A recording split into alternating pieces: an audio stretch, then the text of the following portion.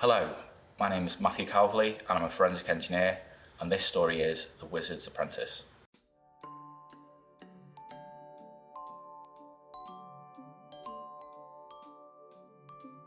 In the Kingdom of Stories lived a wizard in a dark, twisted wood. People came to him with their problems and he helped as best as he could. The wizard could tell fortunes or what was likely to pass. He helped when people got worried and he offered his wisdom when asked. A wise wizard is known for his use of rhymes which may appear weird.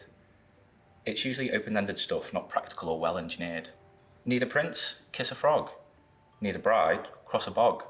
He was right about 50-50. Overall, the people forgot the duff ones and thought his skills pretty nifty.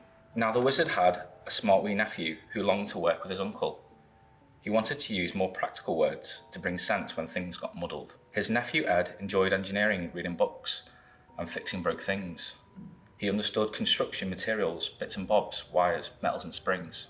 Ed tried many times to give help to his uncle and show him what he could do, but the wizard was stubborn, the wizard was proud, and thought little of what Ed knew. One day the wiz bumped his head on the door, no longer able to have premonitions. He couldn't predict, he couldn't divine, he couldn't make sense of his visions. But because he was proud, he didn't let on and didn't let anyone know. He wanted to work as he always had, he wanted to put on a show. That very same day, 3 pigs arrived, who had trouble with a wolf and a snout. They wanted advice on the best stuff to build a practical and windproof house. Maybe some straw or twigs could work, said the wizard, scratching his head. He didn't sound certain, he didn't sound sure, and Ed saw a chance ahead. Ed pondered and thought of what he could add, and caught a pig as he left. I'd suggest a design with foundations and lime. Bricks and mortar may be best. Ed was feeling quite proud of his work and what he'd achieved with his day, but the wizard was unconvinced and didn't know what to say. Next was a fairy godmother, who wanted help for a ball at the palace. She wanted to know what shoes would go with a dress that would give off status. The wizard, again not sure of himself, couldn't think of a sensible option. Ed thought of a shiny and smooth solution, but one that required some caution. I'm assuming there'll be a dance at the ball and perhaps a run for that matter. I think what will pass is heat-strengthened glass that will be strong on the feet and not shatter.